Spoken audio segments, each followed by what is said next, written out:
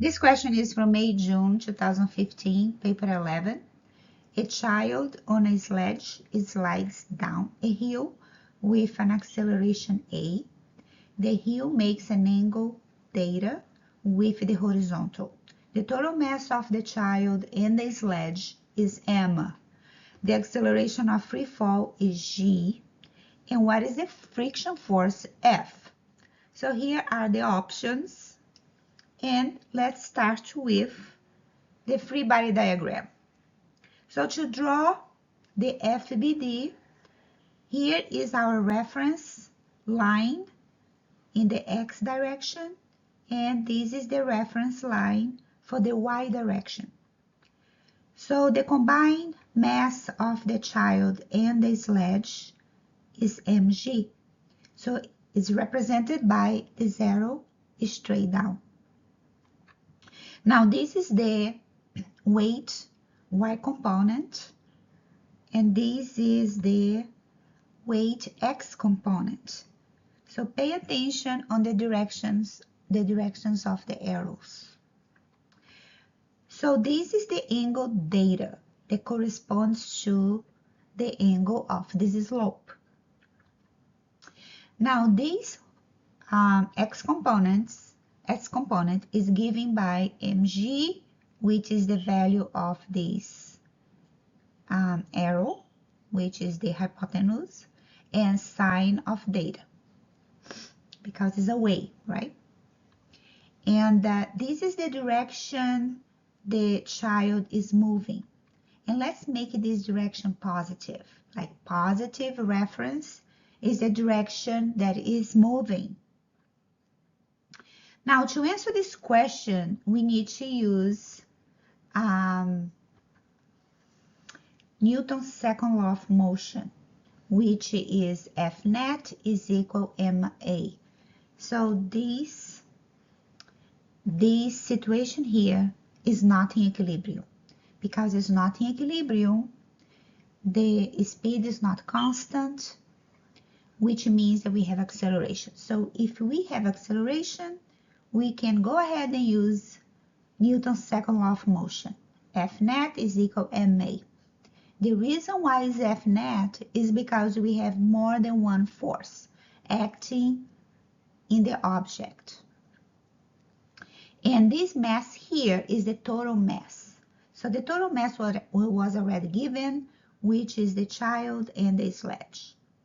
So let's go ahead and do our substitutions. So for F net, we need to look at this orientation, which is the orientation of the motion,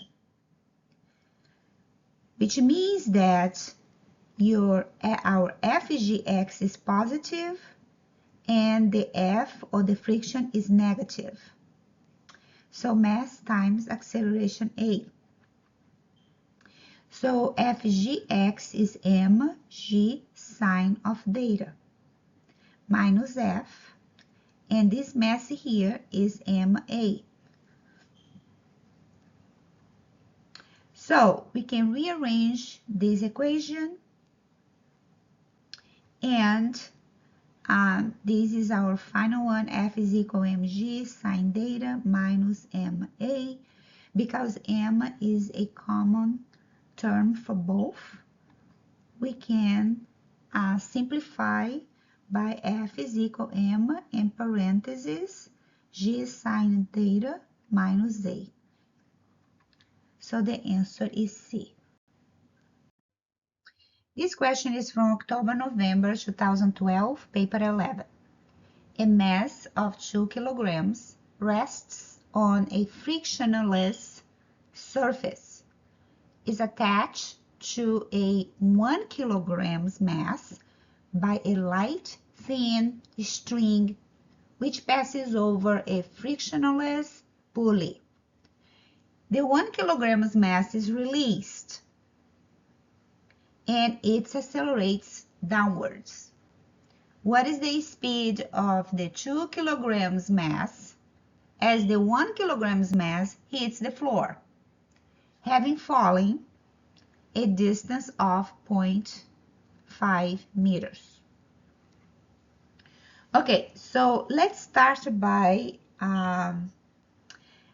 determine all the forces or free body diagram acting in this entire system.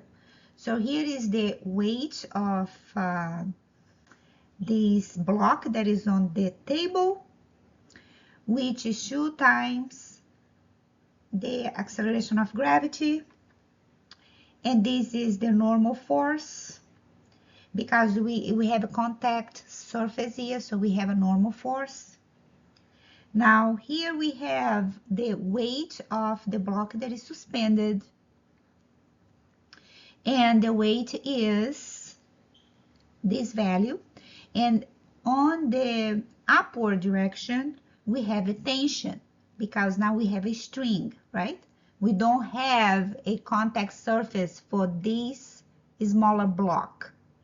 We have a contact surface for the larger one, but not for the one that is suspended. But you do have tension. So this tension is going to be transmitted through the pulley because it's frictionless, and is going to hit right here in opposite direction. So I have done labs with my students in class to determine those two tensions. They are always equal in opposite direction. So for now, let's just go with the flow. Now, the other thing we need to determine here is the direction that is moving. Well, the story says that once the block is released, this one right here is released, so the whole system is going to move together with the same speed and the same acceleration. So right here, we have the direction on the table is going to the right, and the direction that is suspended is going downwards, okay? And we are going to make this direction on the table and the part that is suspended positive, which means that when we add all forces in the system, we have to take in consideration the direction the whole system is moving. Okay, the next step is substitutions. But what we are using for that? We are going to start by using Newton's second law of motion. F net is equal ma. So the sum of all forces acting in the acceleration is equal to the total mass times the acceleration. So let's see how this works. Which means that we have to look just the forces acting in the orientation of the motion, which means that the forces, the weight of the block that is 2 kilograms and its normal force do not affect this system. So we are not going to take in consideration because that's not even align with the direction of the motion. So forget about those two forces. So now what we have here is we are going to start with what is positive. The way that we start to combine all these forces is not relevant. What is relevant is which one is positive, which one is negative. And this is going to be determined by the direction of the motion. So let me start right here of the suspended block. So in this suspended block, I have the weight. So it's positive because it's in the same direction of the motion. So here we have the substitution positive. This tension is the opposite direction of the motion, so it's negative. The second tension, what I'm doing is just like going, like following the line. So the next tension, this one, is in the same direction of the motion. So this one is positive. So now I finished combining all the forces from this left side of this equation, the second Newton's law. Now let's go to the other side of the equation. We have here the total mass of the system. So we have to add both. So now we have 3 kilograms, 2 plus 1, times the acceleration, the entire system, which is A. The reason is because they are moving together, right? So both blocks, they have the same acceleration, which is 3.27 meters per second. Great, but that's not what the question is asking. The question is asking, what is the speed this block hits the ground? Now, actually it's not asking that. What is the speed of the block that is on the table? But remember one thing, since both blocks are moving together, they will have the same acceleration and the same velocity. So let's see how it works. Now we are going to combine motion, right? To combine motion, we are going to complete this motion table. VI is for initial speed, VF is the final. Let's, instead of speed, say velocity. So goes with the abbreviation. Initial velocity, final velocity, the distance, the acceleration, and the time. So let's go and fill this table here. So the initial velocity, let's look at this block here that is suspended, because it will not matter, right? And you have more information here anyway. So the initial velocity of this block is 0, because it was at rest. The final velocity, or the velocity that hits the ground, that's what we need to calculate. The distance from this time lapse is 0.5 meters. The acceleration, we just calculated by using Newton's second law, 3.27 meters per second square, and time was not provided, but we can get away with this because we can use this motion equation that we don't have time. V2, the final velocity squared is equal to the initial velocity squared plus 2AD. So we do our substitutions here because we need to find the final velocity, and the final velocity is 1.8 meters per second, and A is the correct answer. So this question is from May, June 2013, paper 13. It says that a lift or an elevator consists of a passenger car supported by a cable which runs over a light frictionless pulley to a balancing weight. The balancing weight falls as the passenger car rises.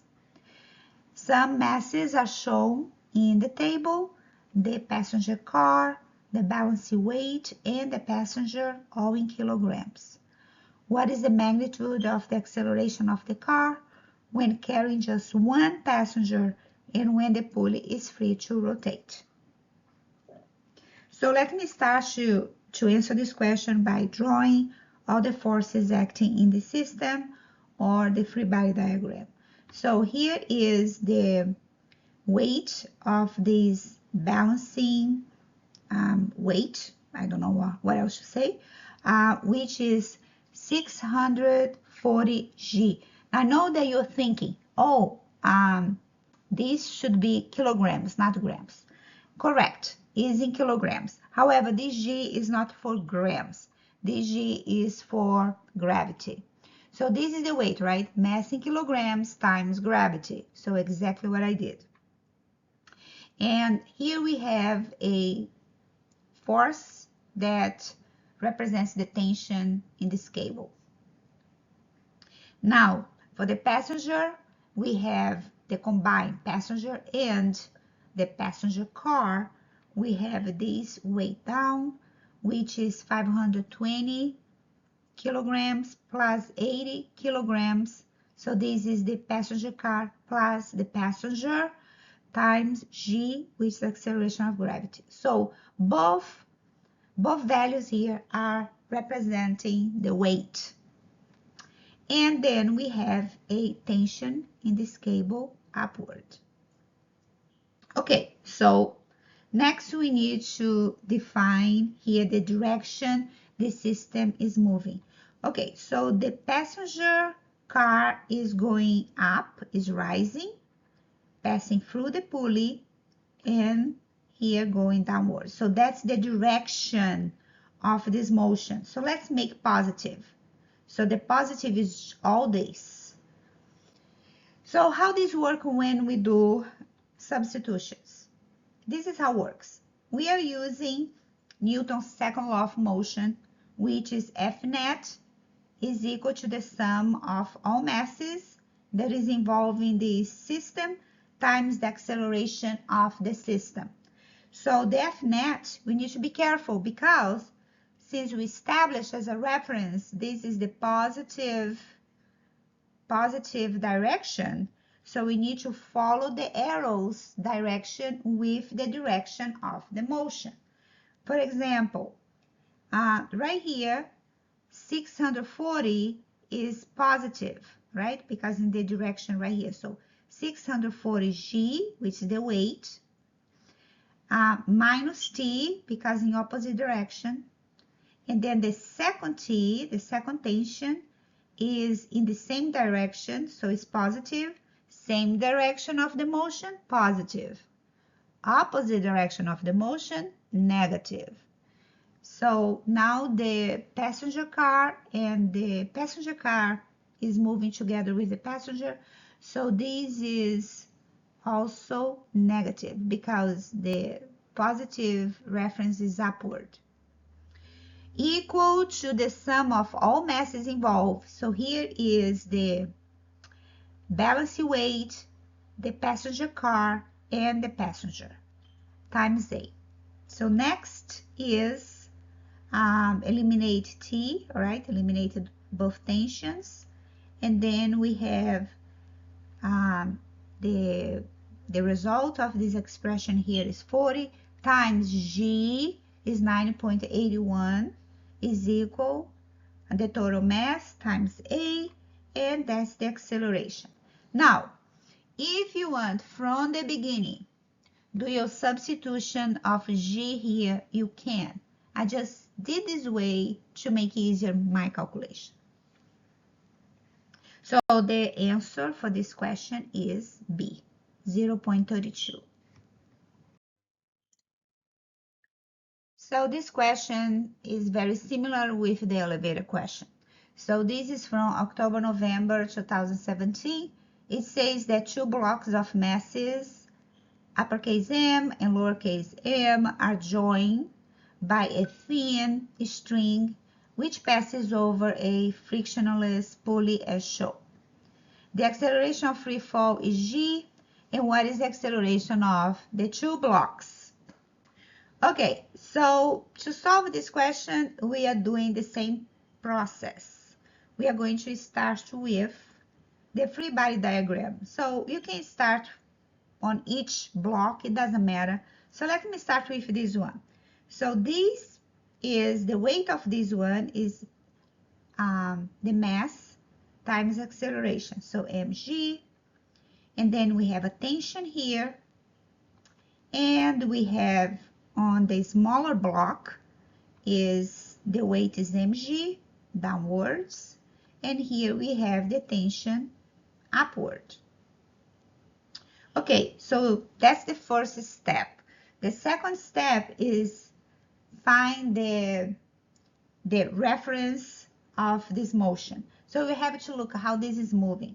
So you see the acceleration here is up, so which means that it is going on this side, on the right side, is going up. So up like this, pass through the pulley, and then goes down. And this is our positive reference, okay? We cannot have two positive references on this side and this side. This is the positive reference right here. Positive, and this is positive, okay?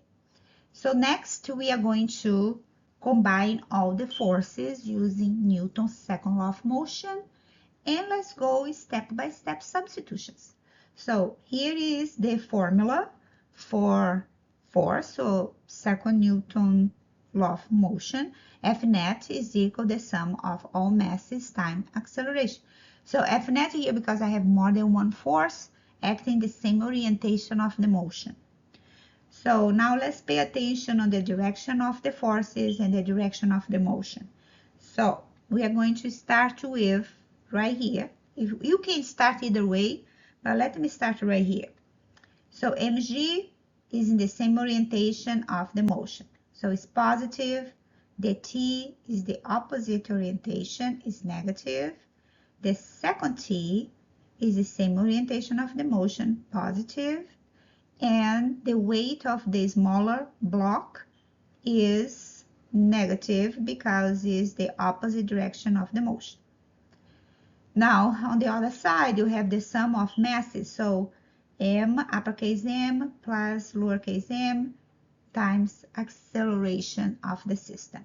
So, and then we eliminate t with t, and then you rearrange everything, and your A is m minus m, g over m plus m. So the best answer for this question is B. This question is for October, November 18, paper 11. A uniform rod of length 200 centimeters is freely pivoted at point P. The rod is held horizontally in equilibrium by a 60 Newton weight that is attached to the rod by a string passing over a frictionless pulley. What is the weight of the rod? So this is my pivot. So let me place a triangle right here. Next, I need to find where the weight of this rod is located. Because it's a uniform rod, is located at the center, which is from here to here, and from here to here, I have exactly 100 centimeters because the entire rod is 200. So this weight is 100 centimeters to the end and 100 centimeters from the other end. So next, I need to find the distance between the pivot to the weight. This distance right here. So since this is 100 and this is 40, so this distance is 60 centimeters. Now, my next step is to find how this force of 60 Newton will be transmitted through this string and placed right here, right? So let me look this way. So this is the force, and this is the tension, which is equal to this force. But because in equilibrium is going to be transmitted, and right here is my 60 newtons. So I need to find the vertical component, because when we do torque, this force must be perpendicular to the line of action, or perpendicular where the force is applying to the fulcrum. So if the distance is in horizontal position, the force must be in the vertical position, like perpendicular. Okay, so now to find this, I can use Fy is 60 sine of 30. Okay, so 60 is this value right here of this vector, and sine of 30 because it's away. So now let's do step-by-step substitutions. So the sum of clockwise torque is equal to the sum of counterclockwise torque. So now we need to establish who produce clockwise and who produce counterclockwise torque. So now our focus should be on the weight and on the y component of this hanging weight right here, which is this, acting on this rod. So the weight is producing you see the direction? So this is clockwise torque. And this force is producing around this fulcrum counterclockwise torque. So now that we have both, we can do our substitution. So clockwise is the weight times the distance. I did the distance in meter, so 0.6 meter. The reason because the answers are in Newton. And here is the other side, counterclockwise, times the distance to the fulcrum. So it will be 100 plus 60. So 160 centimeters or 1.6 meter. Now, if you, in this question, you decide to keep in centimeters, you could, because it's going to cancel anyway. It doesn't matter here if you use centimeter or meter. Okay, so then the weight is 80 newtons. The weight of this rod is 80 newtons, or answer C. This question is from May, June 17, paper 11. A uniform horizontal footbridge is 12 meters long and weighs 4,000 newtons. It rests on two supports, X and Y, as shown in this picture. A man of weight 600 newtons is a distance of 4 meters from support X. What is the upward force on the footbridge from support X? To answer this question, we need to draw the free body diagram.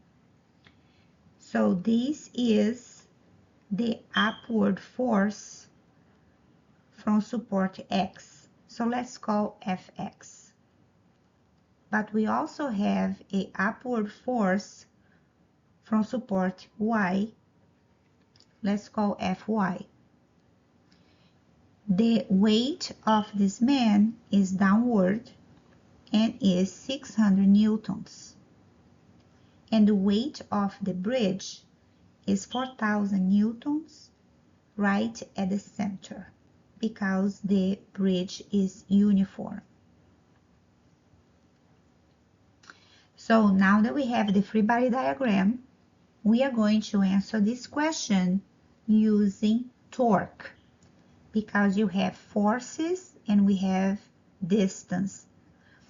Now, we have two unknown, Fx and Fy.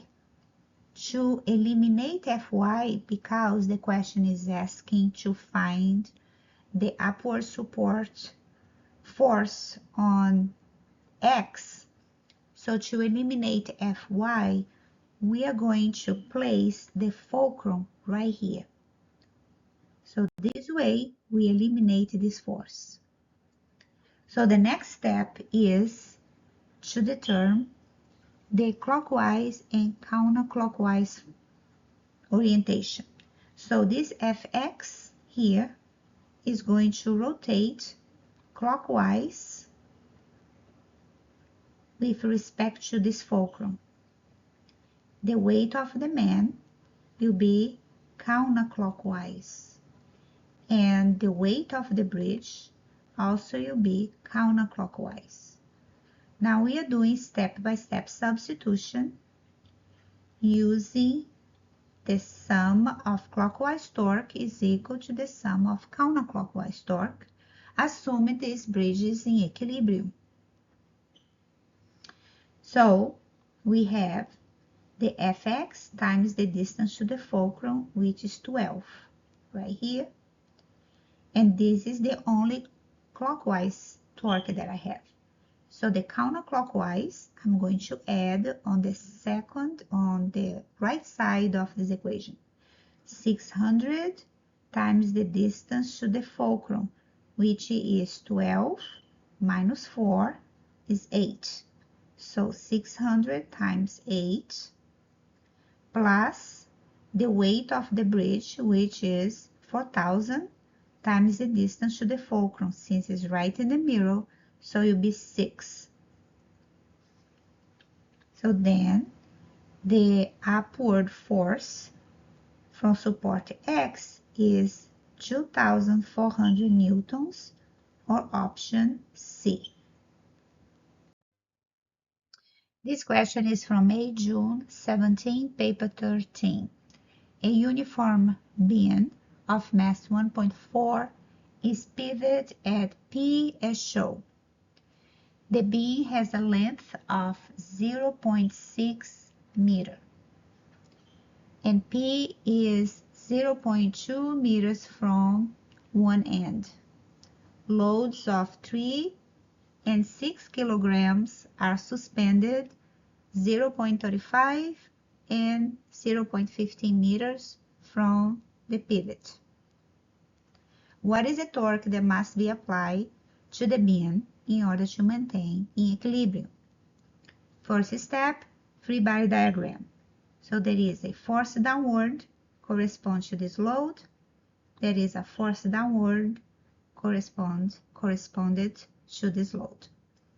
Also, we have a force downward here representing the weight of this beam right at the center.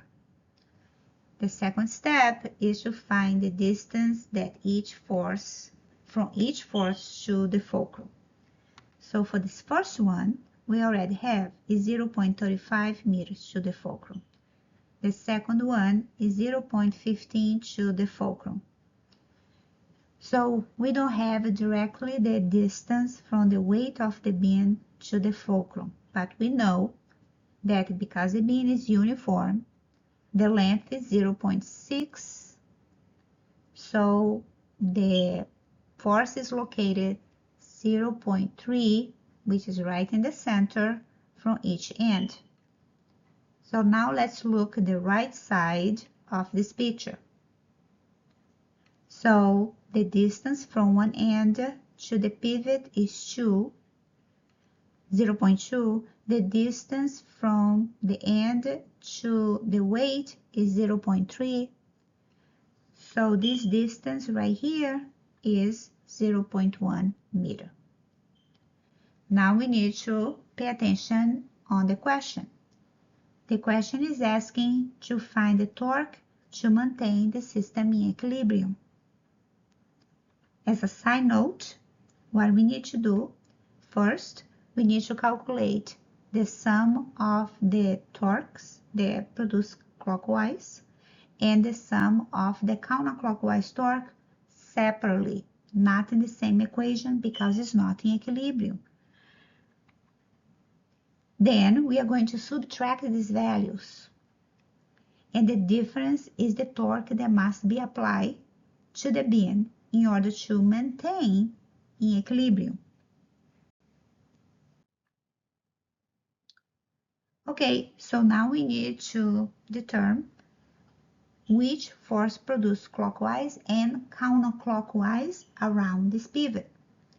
So this first force here will produce a clockwise torque around this pivot. The weight of the beam will produce a counterclockwise around this pivot. And this right side weight is going to produce a clockwise torque around this pivot.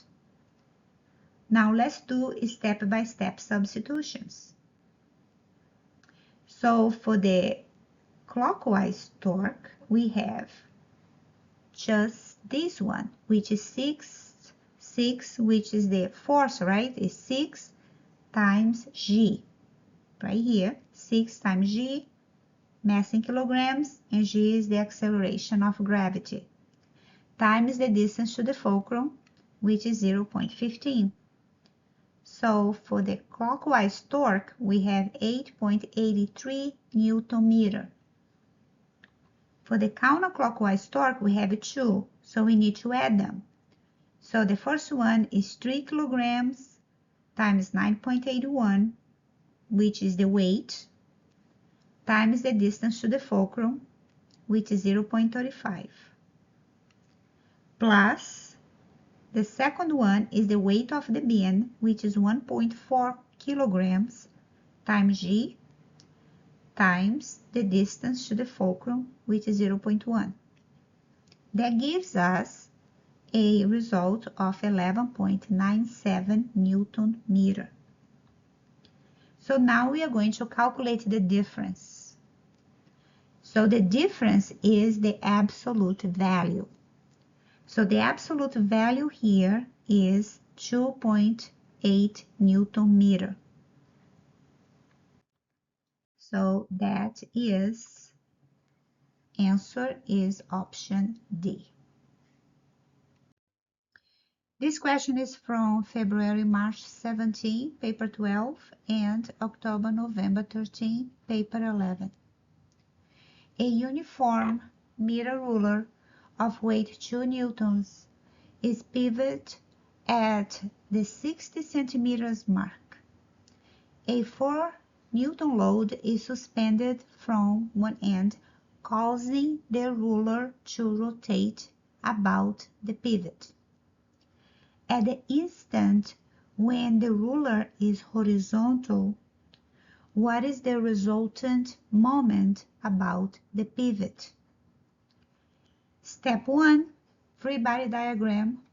So here we have the weight of the meter ruler right at the center, straight down, of 2 newtons, and the distance where the force is applied to the pivot or fulcrum is 10 centimeters. The second force corresponds to the load. So this 4 Newton is at 40 centimeters to the pivot or fulcrum. Now we need to identify which force produces clockwise torque and counterclockwise torque about this pivot. So the 2 Newton produce a counterclockwise torque, and the 4 Newton produces a clockwise torque. So now, step-by-step substitutions, we are going to calculate separately the sum of the clockwise torque and the sum of the counterclockwise torque, because the difference between both will give us the resultant moment that we need to bring this meter ruler in equilibrium. So the clockwise is 4 times 0.4, which is 1.6 Newton meter, and the counterclockwise is 2 times 0.1 meter. Notice that I converted centimeter to meter because the results, the options here, are all Newton meter. Then the difference is 1.4 meter, or option B. This question is from May, June 16, paper 13. A bicycle pedal is connected to a pivot by a metal bar. So this is the pivot, and this is the metal bar, and this is the pedal. The force on the pedal is 60 Newton downward. What is the moment of this force about the pivot? To answer this question, we need to draw the component of this force that will be perpendicular to the distance where the force is applied to the pivot. So that will be the component of this force. Let me call Fy. Now we need to figure out what is the angle, and the only way that we can do is by using the distances provided. So let me use here, I can see a virtual right triangle. So this will be, if I establish the angle right here, this is the adjacent and this is the opposite. For this reason, I'm using inverse of a tangent to calculate this angle. So it's opposite 12, adjacent is 16. So this angle is 37. If this angle is 37 and this is the right triangle, right here is 90. So the sum of the angles of an internal triangle, the sum of the internal angles of a triangle is 180. So if this is 37, this is 90. Right here I have 53 degrees.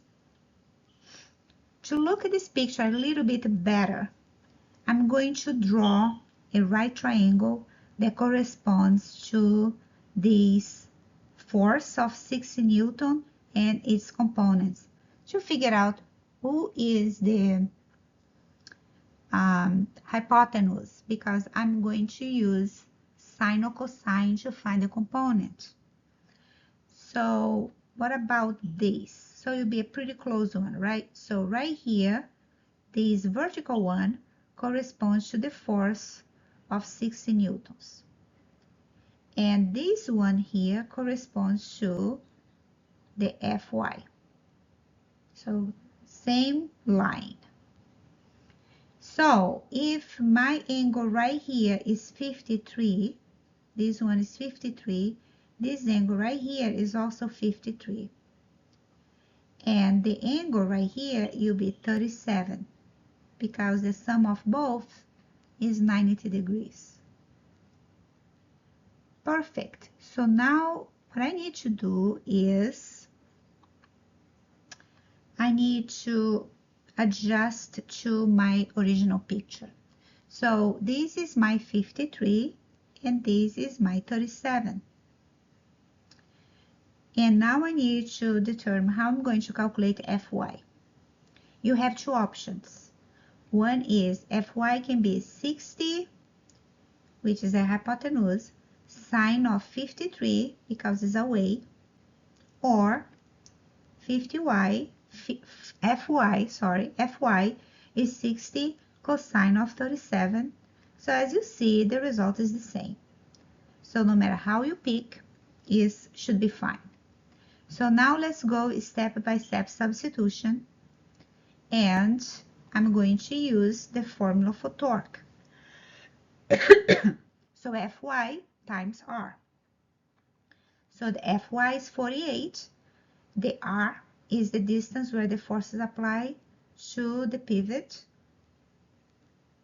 and is 0.2 in meter. And the result is 9.6 and option B. Question from February-March 16, paper 12. The diagram shows a uniform beam PQ. The length of the beam is 3 meters and its weight is 50 newtons. The beam is supported on a pivot 1 meter from end P. A load of weight W is hung from end P and the beam is in equilibrium. What is the value of W? To answer this question, we are using torque. Three reasons actually. One, pivot is provided, pivot or fulcrum. Second, we have distances, horizontal distances. And third one, the system is in equilibrium. So let's go forward. So first we need to find all the forces acting on this beam. So the first one is this weight. We don't know the value, so represented just with an arrow. The second force is the weight of the beam, which is right here at the center because the beam is uniform. So this is 50 newtons. Now we need to find the distance that each force is acting with respect to this pivot. So for the weight, since it is right here in the middle of the beam, so it's at 1.5 from P, so we have 1.5 and this is 1, therefore this distance is 0.5. And the next step is to identify which force produce clockwise torque and counterclockwise torque. So this weight here is going to produce a counterclockwise torque around this pivot. And this 50 newtons, which is the weight of the beam, is going to produce a clockwise torque around the pivot. So now the final step is do substitutions. So we are using the equilibrium torque formula. the sum of clockwise torque is equal to the sum of counterclockwise torque. In this simple question, we just have two forces here producing torque. So you'll be just kind of straight substitution. So the clockwise, we have 50 times the distance to the fulcrum or pivot, 0.5 is equal to counterclockwise is W times the distance to the fulcrum, which is 1. So the weight is 25 and the answer is A. This question is from October-November 16, paper 11. It says that 4 beams, 1, 2, 3, 4, of the same length, each have 3 forces acting on them. Which beam has both 0 resultant force and 0 resultant torque acting?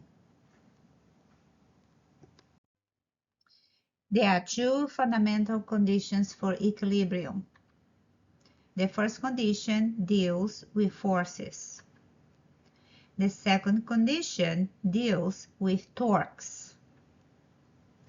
The sum of the forces acting at any orientation but opposite directions must be equal. Mathematically, this can be expressed as the sum of the forces up is equal to the sum of forces down. Or we can say the sum of forces up minus the sum of forces down is equal to 0. There is no resultant force in this orientation. The second one is the sum of forces to the left is equal to the sum of forces to the right.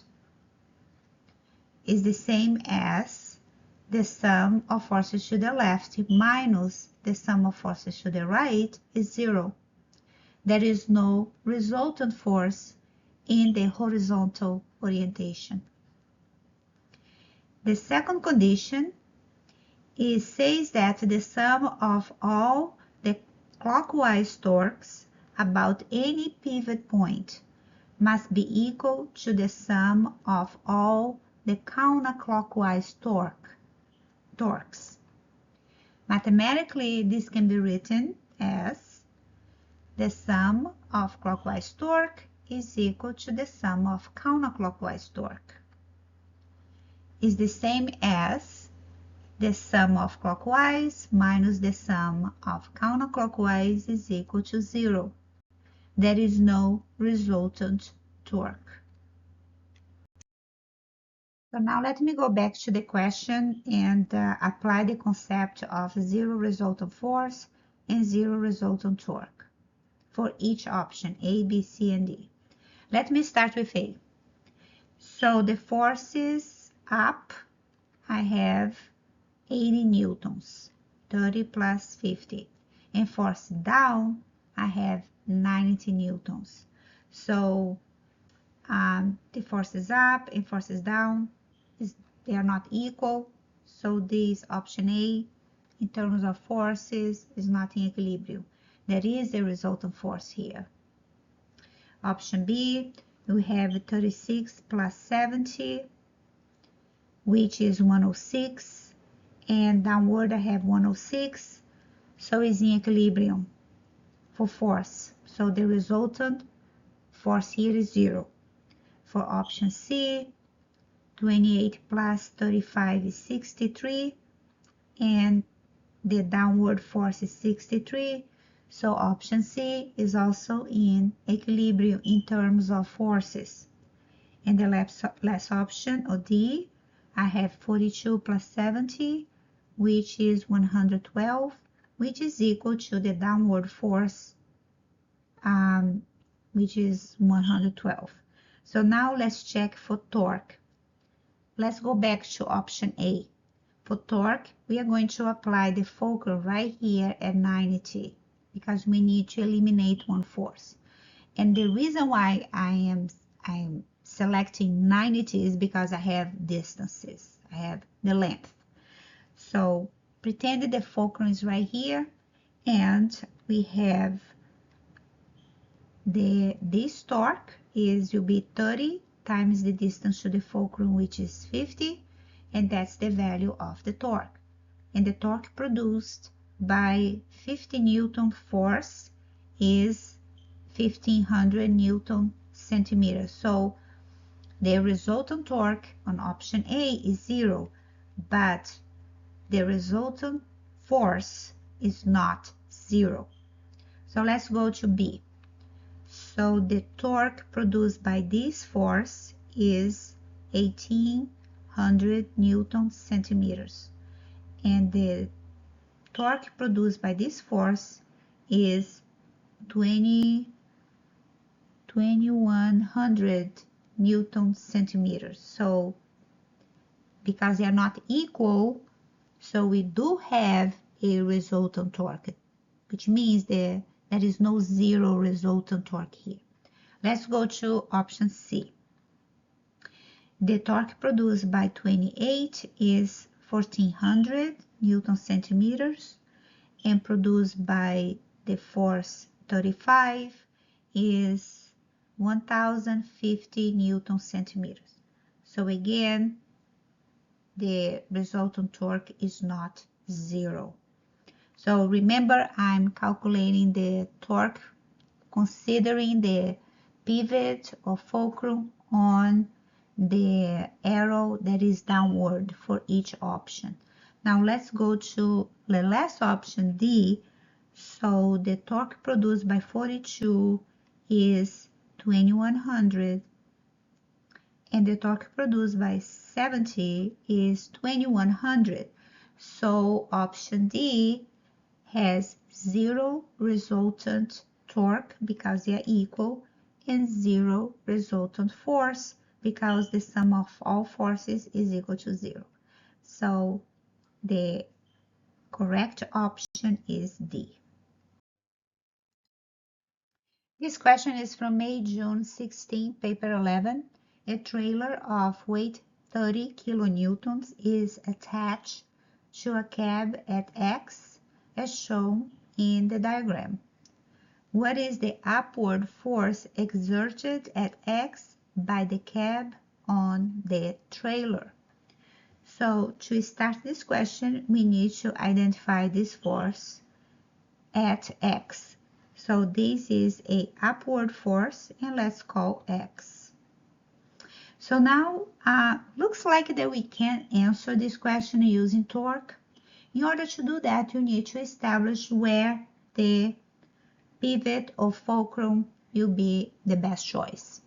So definitely not on the front tire. The reason is there is no distance provided. It will be very difficult. The tire after that is right close to the force that we need to calculate. So also not a good option because this pretty much is going to eliminate this force. And the next one will be the back tire. So the back tire is perfect because we have all the distance that we need to use torque formula. So let's go ahead and place the fulcrum right here. So now the next step is to find out if this force produced clockwise or counterclockwise torque is the same for X. So 30 kilonewton around this fulcrum will produce a clockwise torque, and the force on X will produce a counterclockwise torque.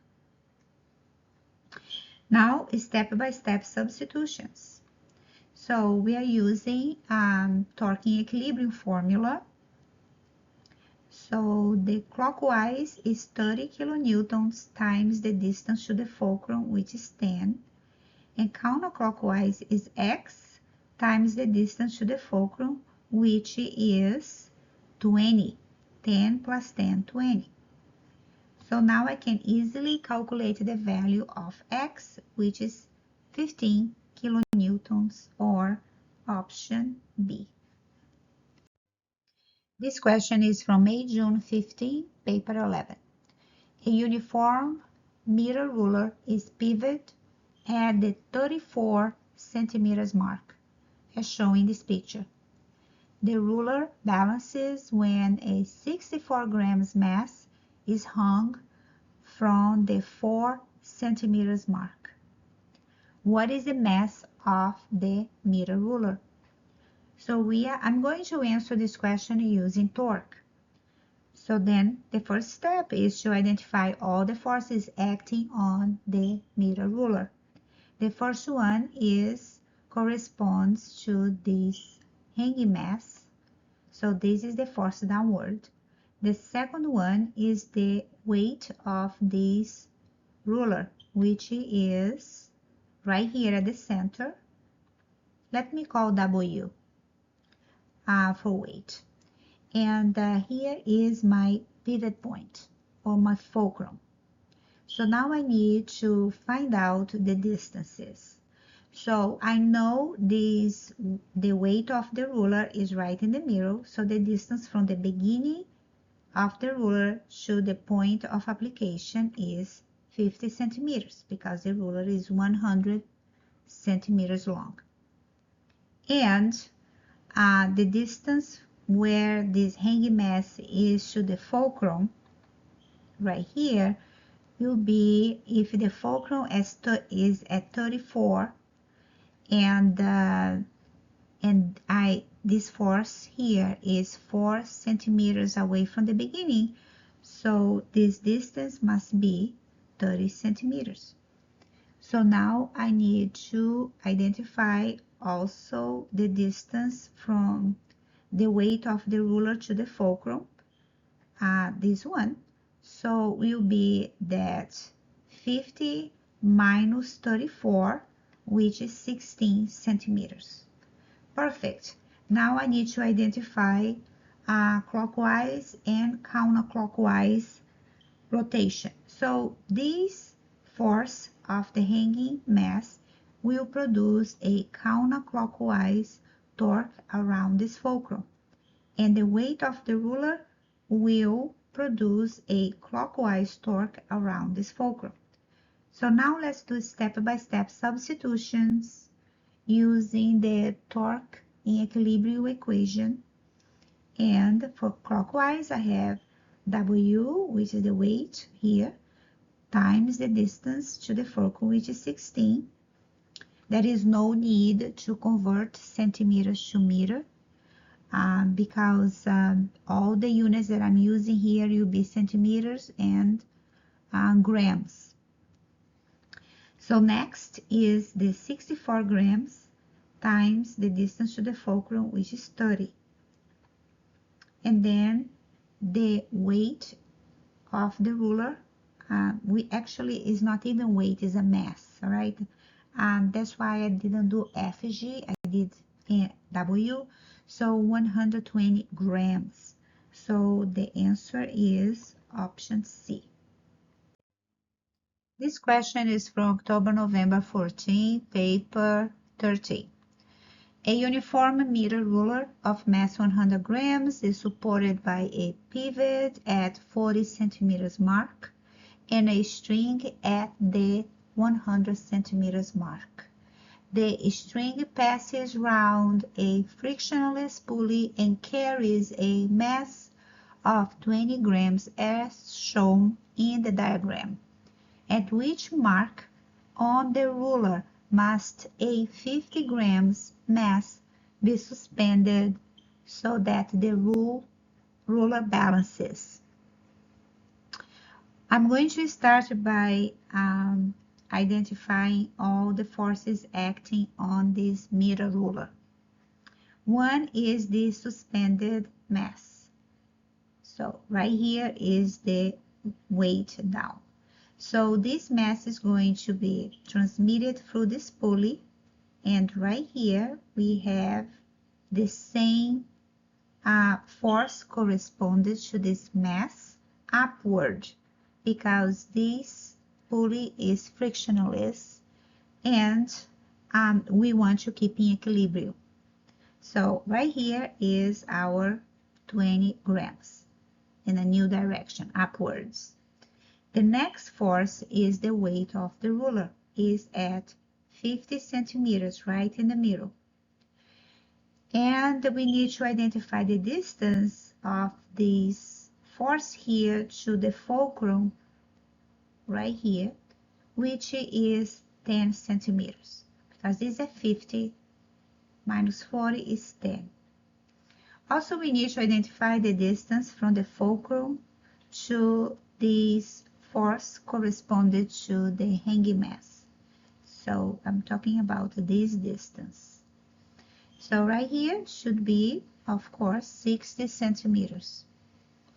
Now the question is asking at which mark of the ruler a 50 grams mass should be suspended to keep this ruler in equilibrium. I don't know where. We can place at any point. I'm going to place here this force. Any location, I don't know where it is. So I'm going to call this distance X because I don't know where it is. So the next step is identify the forces that produce clockwise and counterclockwise. And for some of you that are watching this video may think, why not place this force on this side or on the right side of the pivot? You could, but in my case, I'm going to place right here.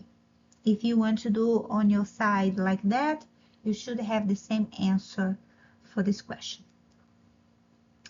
Okay, so now I'm going to identify clockwise and counterclockwise torque. So this first one, we will produce a counterclockwise torque around this pivot. And the 100 grams will produce a clockwise torque, and the 20 grams a counterclockwise torque as well. Because look at the position is upward, right? So go that way. Okay, so now I am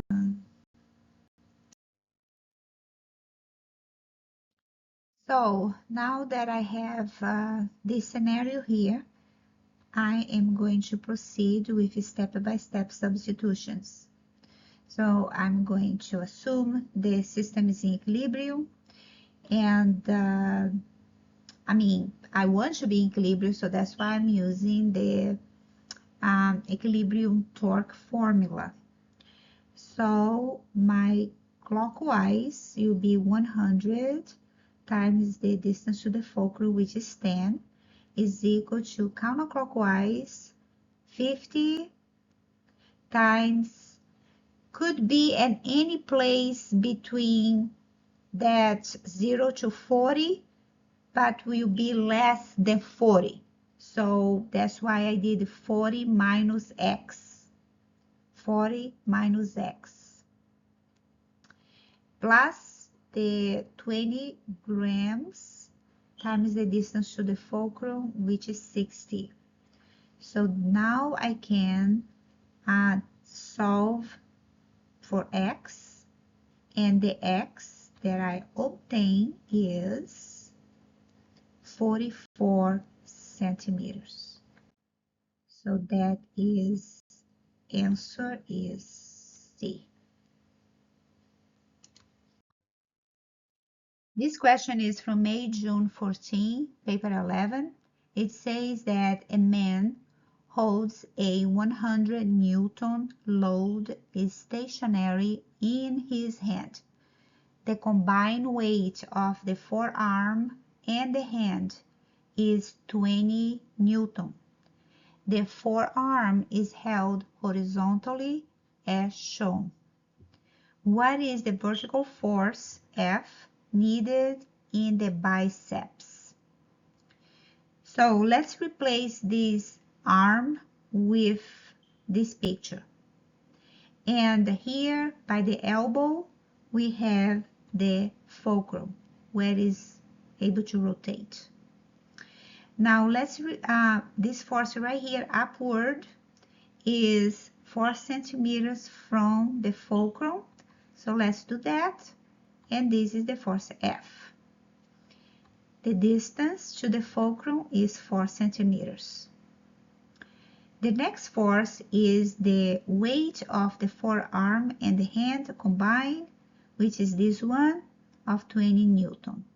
And the distance where the force is applied to the fulcrum is 10 centimeters. Okay, so now we are going to find the last force, which is the weight of the load. So this is the weight of the load, which is 100 Newton. And the distance where this force is applied to the fulcrum is 32 centimeters. Now we need to identify which force produces clockwise and counterclockwise. So if this is the fulcrum, so this force will produce a counterclockwise torque. This force will produce a clockwise torque, and this force will produce clockwise torque. Now let's proceed with step-by-step substitutions. So we are using the torque in equilibrium formula, and for clockwise we have 20 times 32, no, 20 times 10 right here, and 100 times 32. I want to rephrase what I said. So for the clockwise, we have 100 times 32 plus 20 times 10. So force and distance to the fulcrum. And for the counterclockwise section, we have the force of the biceps times the distance to the fulcrum, which is 4.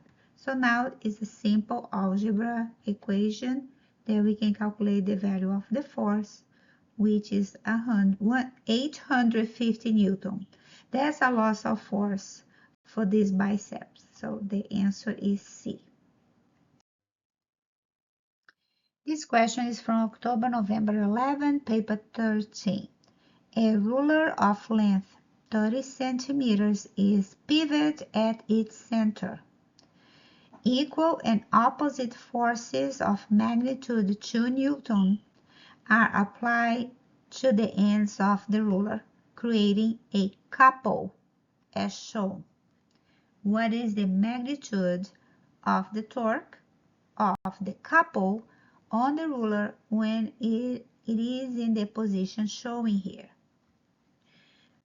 First off, we need to look what are the conditions for a couple. Number 1, we need 2 parallel forces that are equal in magnitude. Do we have this? 2 Newton, 2 Newton, they are parallel to each other. Good to go. The second condition, both forces must be in opposite direction. So one is one direction, the other one is the opposite direction. Good to go. The last one, both forces must be at equal distance from a pivot, and they are. Okay, because this question satisfies all 3 conditions for a couple, we can actually proceed with calculations. Number 1, this force here, both forces, they are not perpendicular to the direction of the fulcrum. For this reason, we need to calculate the components. So here is the component, the vertical component for this force of 2 Newton at 50 degrees with the ruler, and this is the second force, and we have a distance between them. Okay, the next step is to calculate this value. We can use Fy right here is 2 times sine of 50 because it's a way of the angle, so use sine. Likewise, this one, Fy, is 2 times sine of 50 degrees. Now let's go for step-by-step substitutions. Number 1, the formula for the torque of a couple is 2 times the force times the distance of the force to the fulcrum. So let's see how we solve this. So 2 times the value of the force, because they are equal, 2 sine of 50 times the distance to the fulcrum. Now, since the ruler is 0.3 meter or 30 centimeters, so the fulcrum is at the center, so the distance from this force to the fulcrum is 15 centimeters or 0.15 meter. And then you can proceed with calculation, and the torque of the couple is 0.459 Newton meter. So that's the answer is C. This question is from a long time ago, October, November 2003, paper 1. A spanner is used to tighten a nut as shown. A force F is applied at right angles to the spanner at a distance of 0.25 meters from the center of the nut. When the nut is fully tightened, the applied force is 200 Newton. There you go. So it's kind of not fully tightened. What is the resistive torque in an anti-clockwise direction, preventing further tightening? So a quick note here. To prevent further tightening, a counterclockwise torque should be equal to clockwise torque produced by the 200 Newton force, right? So for this reason, we are just going ahead and calculate this torque. So this torque is the force times the distance to the bolt center, or to the center of the bolt, right? So the torque is 200 Newton times 0.25, which is 50 Newton meter, or option C. So this question is from October, November 2004, long time ago. Paper 1. A long uniform beam is pivot at one end. A force of 300 Newton is applied to hold the beam horizontally. What is the weight of the beam? So the pivot we can replace with a triangle that represents the fulcrum, and the weight of this beam is right here in the center. The length of this beam here is 2.5.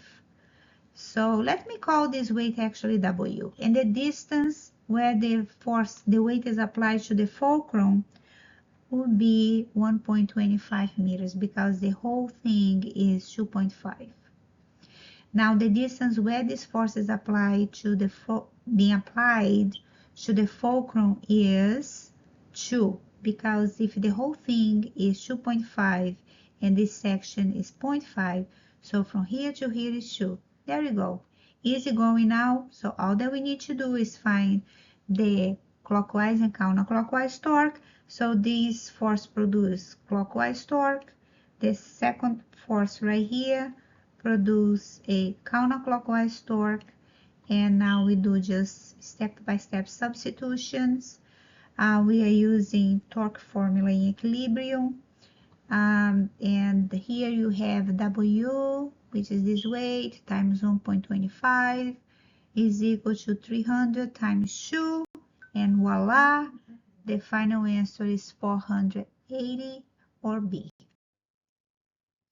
This question is from May, June 13, paper 11, and it's very popular. I have seen this question, different forms, but the same idea.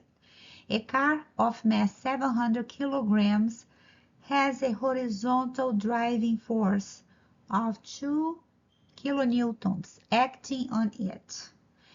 It has a forward horizontal acceleration of 2 meters per second square, and is asking the resistivity force acting horizontally. So this force right here. Number 1 is asking for acceleration, means the system is not in equilibrium. If it's not in equilibrium, we need to use Newton's second law of motion, which is F net is equal to ma. To do that, our first step is to identify the forces and the direction that it is going. Okay, so since the car is moving to the right, so the direction of the motion is in a forward horizontal, and that's the driving force, and this is resistivity force, okay? So next, let's go FF. And we are gonna do now, since we have acceleration, we are using second Newton law, F net is equal ma. So this is the step-by-step substitution. So let's see what we have here. So the F net is equal to ma, the sum of all forces in the same direction, moving with an acceleration. We are going to make this direction positive, that's the reference. FF is the friction or resistivity force. M is the mass in kilograms. A, acceleration in meters per second square. So what we have here is F, so this is the positive and this is the negative. So F minus FF is equal to ma. So your F here is 2 kilonewtons minus FF is equal to the mass of the car times the acceleration of the car. And then we have here just simple algebra. So FF is the difference and is 500 Newton. But their answer here is in kilonewton. So 500 Newton corresponds to 0.5 kilonewton, or option A.